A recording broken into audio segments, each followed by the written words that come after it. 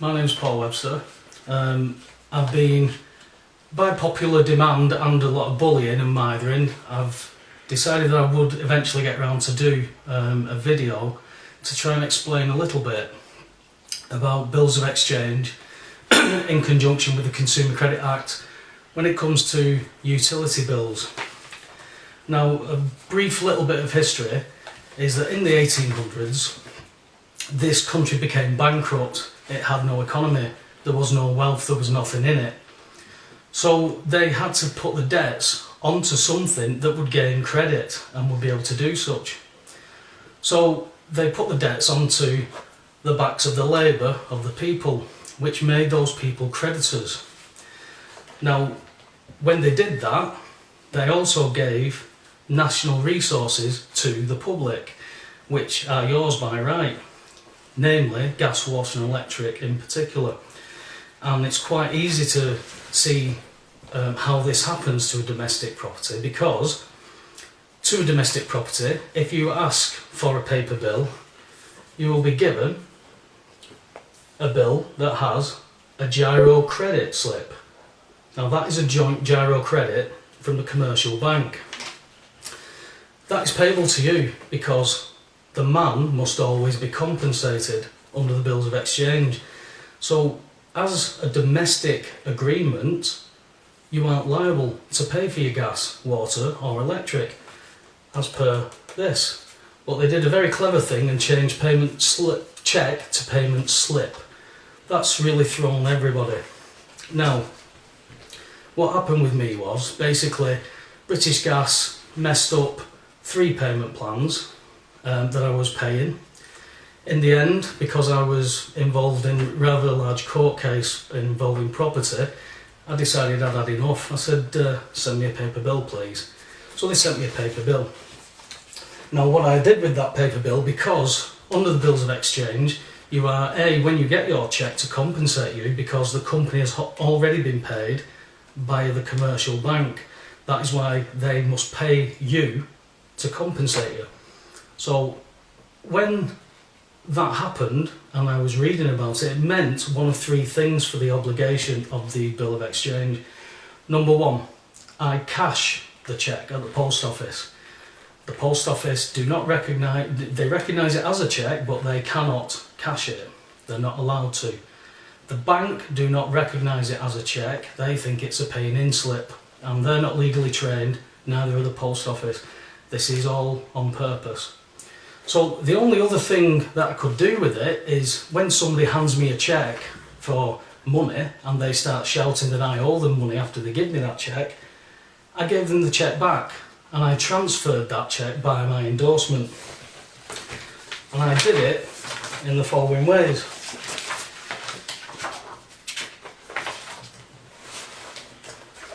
Number 1, you write this is what I did. So I can only go off my result and what I did. Other people might have better ways, they might have even got the mechanism perfect. This is what I did. I had the giro slip attached here. I didn't touch the cheque at all. I wrote not transferable across it. I put 3 postage stamps on it and signed and dated each one. The reason that is done is to pay the stamp duty on that particular document, so that document is now mine. It's not theirs, they can't use it, it's mine. So what I did was, after that, I then added my transferred by endorsement sticker here, and my transferred endorsement sticker basically states to British Gas for payment at the site the sum of £454 transferred by Paul Webster, address, postcode, and then my national insurance number with non-commercial customer next to it. I signed and dated that and transferred it by my endorsement, right underneath, this bill of exchange is hereby transferred by my endorsement. So basically now they've got a cheque that they can cash, because they can't cash that cheque because it's in my name. It is to me at the end of the day. But they've already been paid. Now they're in a bit of a dilemma as far as I can see, that if they cash it, they will be cashing it and being paid for a second time, which would be classed as double dipping. The fact is, these people will not engage with me any further. The first warrant of entry, I got a bit ahead of the game. I wasn't chasing the game at this point. I'd already headed off a warrant attempt and had the warrant cancelled over the phone. This time I decided to go to Magistrates Court and challenge the warrant with my bundle. So I put the bundle in and I stated, that's how I paid for this bill. The gas agent stood up and stated that it was for the sum of £454, blah blah blah blah blah blah blah. And then I stated, well, there's the bill, there's the bundle, that's how I paid it by the Bills of Exchange Act 1882 in conjunction with the Consumer Credit Act 1974, section 123. Obviously the gas agent isn't legally trained, so this wasn't going to go anywhere at this point. So the legal clerk said that he was going to have to adjourn it before a district judge, at which point the magistrate, one of the magistrates, inquired what a bill of exchange was. And the legal clerk turned to the magistrate and stated, a bill of exchange, ma'am, is a legal remedy. Remedy is cure. They don't use these words unless they intend to use them. Legal remedy that we don't deal with in this jurisdiction. At this point, the gas agent who was in the dock stated that this wasn't a health and safety issue, this was a monetary dispute. To which I replied, so you're applying for a criminal warrant of entry for a civil matter. The two jurisdictions don't mix. You're applying for a warrant of entry under health and safety under the 1954 Gas Act. You are presuming, or trying to make the magistrates presume, I could be the nutter that is intending on blowing up the street because you haven't checked the supply. And he stood in the dock and stated, no, the supply is safe, we checked it when we read the meter, this is a monetary dispute. And I said, there you go, we are in the wrong jurisdiction.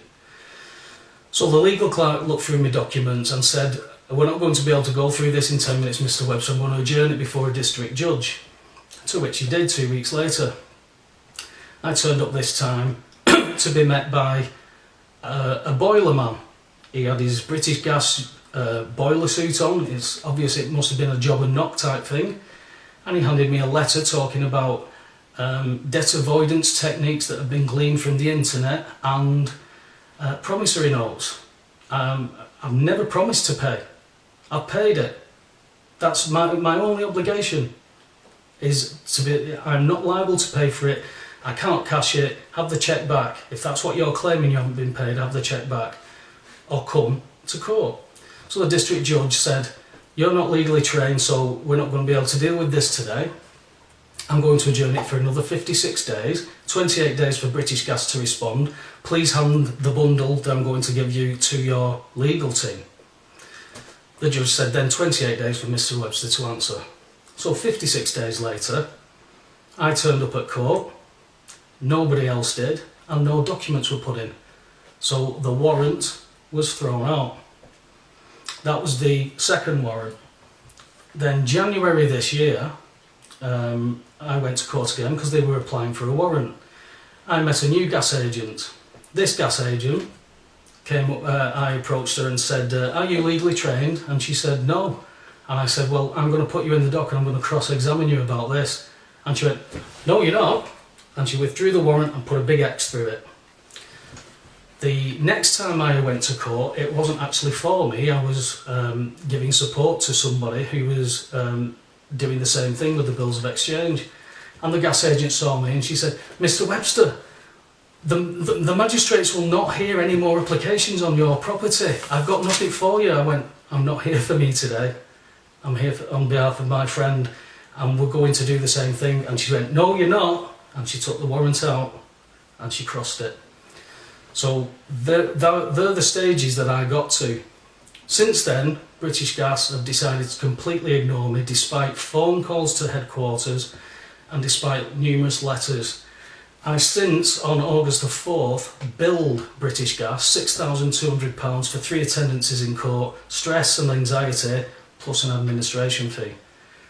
They had 21 days to pay me, which was by the 25th of August. Had they not done so, they would incur £100 a day interest, which they're approximately owing me about 16 grand right now. who knows when or where I will get this payment, because at this moment in time all I can see is that these people are running away from me. They've had ample opportunity to come to court and blow me out of the water and state that I'm completely and utterly wrong and I'm stupid and I don't know what I'm talking about.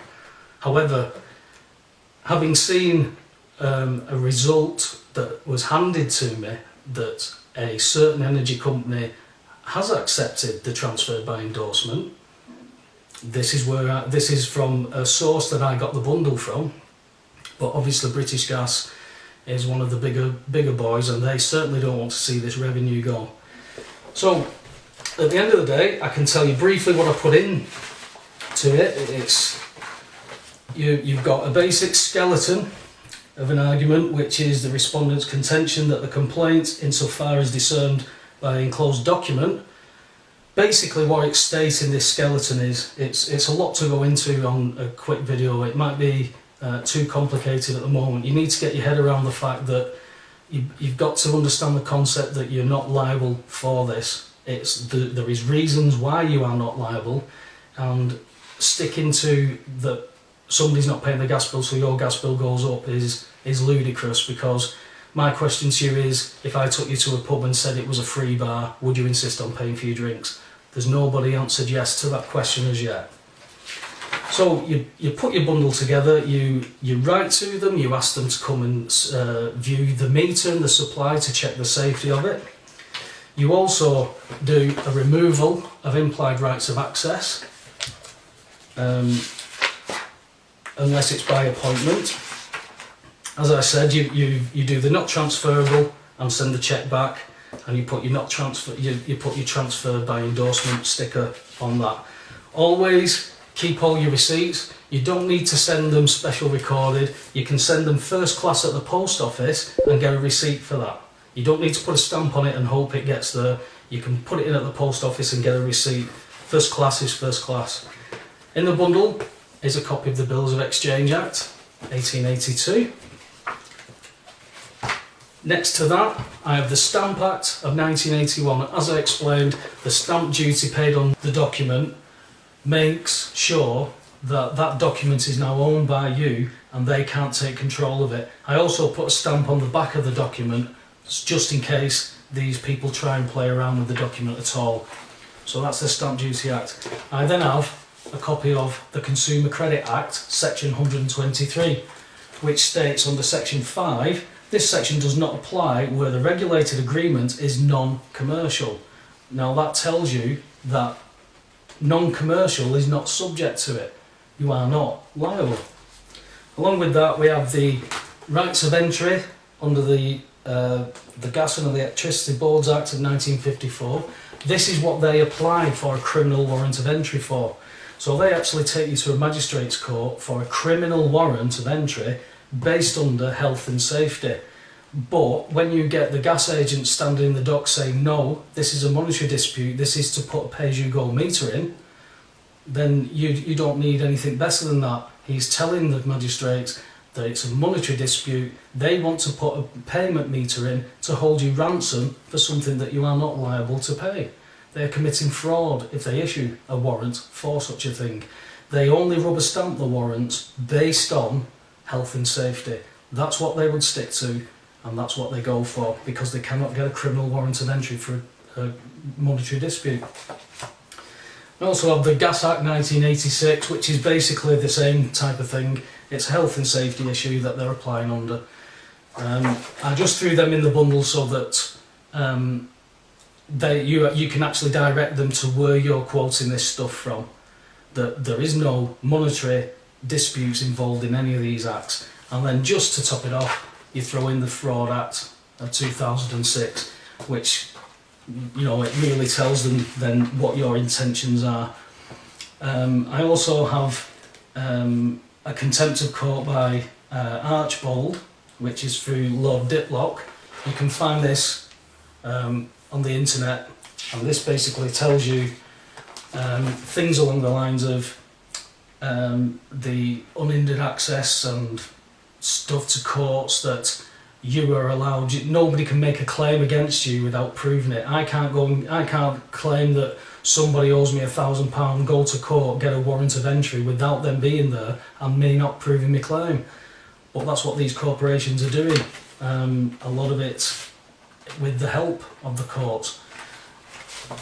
Be it intentionally or not, be it ignorant or not, these people are helping corporations through Her Majesty's Courts and Tribunals Service every day.